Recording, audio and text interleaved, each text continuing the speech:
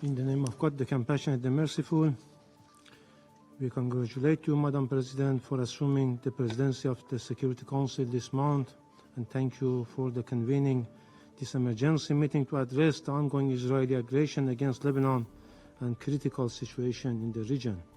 We acknowledge Slovenia for its successful conclusion of the presidency in September.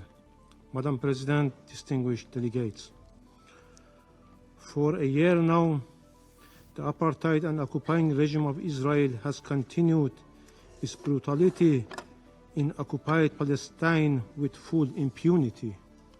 And now this regime is extending its brutal aggressive war to Lebanon and targeting innocent people day and night across the border and deep inside the territory. The regime is pushing the region to the edge of an all-out unprecedented catastrophe. Israel has no intention to pursue peace or a ceasefire. Regrettably, the UN Security Council has remained paralyzed due to the United States' obstruction of any effective decision by this body. Unwavering support provided by the United States, United Kingdom, and certain Western states to Israel has given a carte blanche to this aggressive terrorist regime for all sorts of sinister behavior. No more than ever, this regime has become a serious threat to international peace and security. The only way to prevent further escalation is clear. Israel must immediately cease its war on Gaza, and its attacks on Lebanon must stop. Madam President, distinguished delegates, as we informed the members of the Council in our letter yesterday, the armed forces of the Islamic Republic of Iran launched a series of missile strikes targeting the military and security positions of the Israeli regime. Iran's action was in full accordance with the inherent right to self-defense under Article 51 of the UN Charter, and a direct response to the regime's repeated acts of aggression against Iran, including the violation of Iran's sovereignty and territorial integrity during the past months. Our invocation of the right of self-defense, followed by an extended period of restraint, reflects Iran's responsible approach to regional and international peace and security at a time when the illegal action and genocide carried out by this occupying apartheid regime against the Palestinian people, as well as its repeated military aggression against Lebanon and Syria, continue. Iran's missile strikes were a necessary and proportionate response to Israeli continued terrorist aggressive acts over the past 2 months.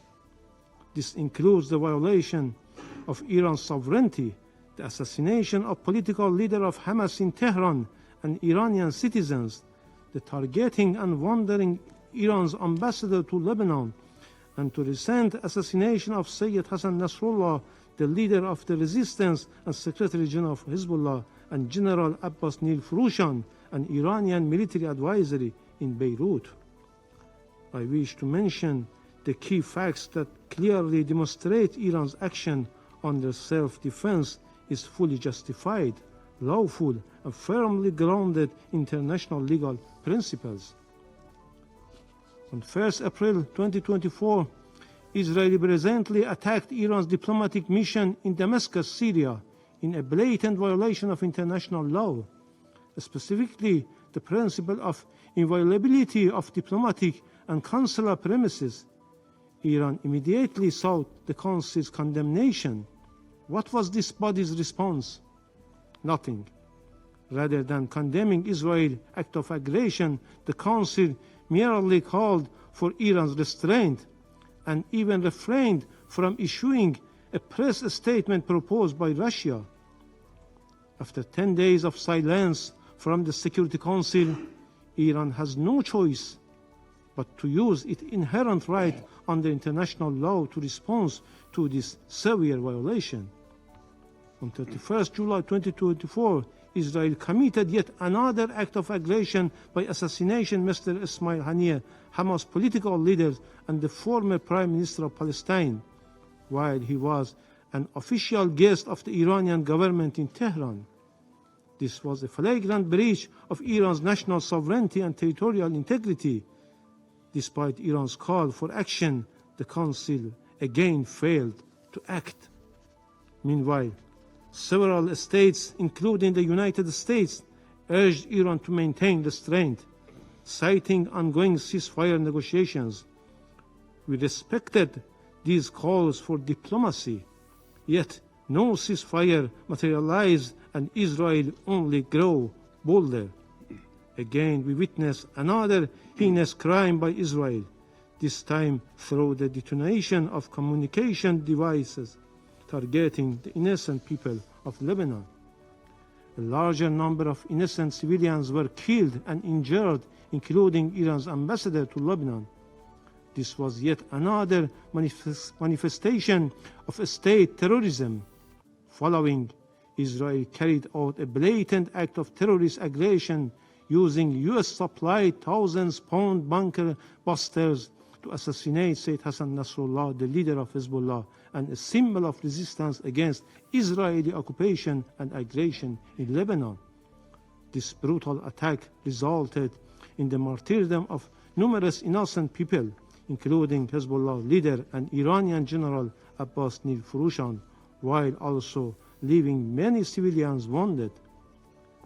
This egregious act underscores once more the regime's continued reliance on violence and terror.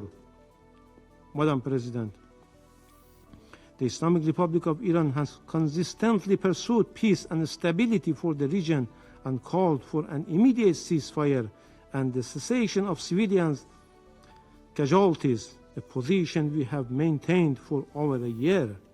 Yet, experience has proven that Israel only understands the language of force.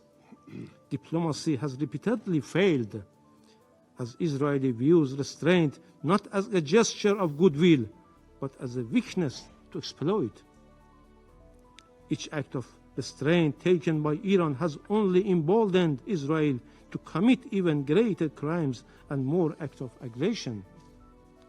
Consequently, Iran's response was necessary to restore balance and deterrence.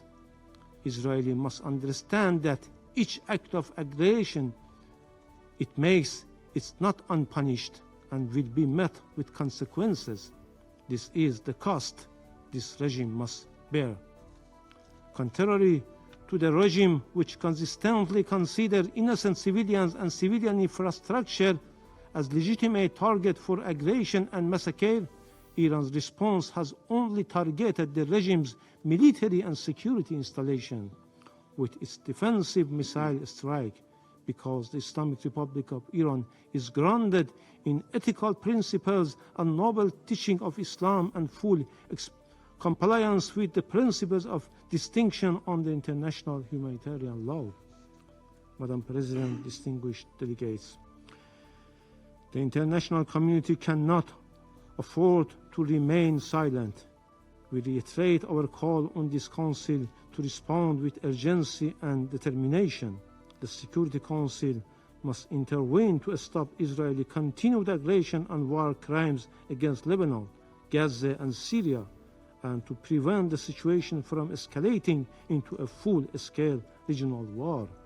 Furthermore, the Security Council must force Israel to comply with its obligation on the resolution this body adopted. Israel must fully implement Resolution 1701. Finally, Madam President, we strongly warn against any further act of aggression by Israeli terrorist regime against our national security and vital interests.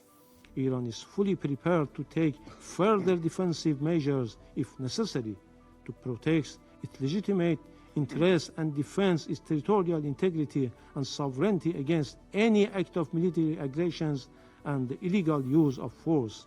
In this regard, Iran will have no hesitation. In conclusion, the regime of the United States and the United Kingdom regime, notorious enablers of the Israeli regime, along with France, have once again cynically attempted to justify Israeli heinous crimes under the guise of self-defense, shifting the blame onto Iran. While the Israeli regime must be held accountable for the atrocity crimes and cannot disregard the U.S. complicity in Israel's crimes. Israel's warmongering relies on U.S. regime, military support and political backing. American weapons constitute the major part of Israeli weaponry and ammunition used in Gaza, and therefore the United States is implicated in every aspect of Israel's atrocity. The vast majority of bombs Israeli drops on Gaza and Lebanon are US-made. The US regime even provides Israel with jet fuel. The US has sent so many arms to Israel since October 7 that the Pentagon has struggled to find sufficient cargo aircraft to deliver the materials. If there were even a shred of honesty in their concerns for the loss of innocent people lives in Gaza or Lebanon, or for the spread of war across the region, they could easily strip Israel of the tools it used to commit those atrocities, yet their actions reveal their true intent to embolden Israel's criminal actions. Thank you.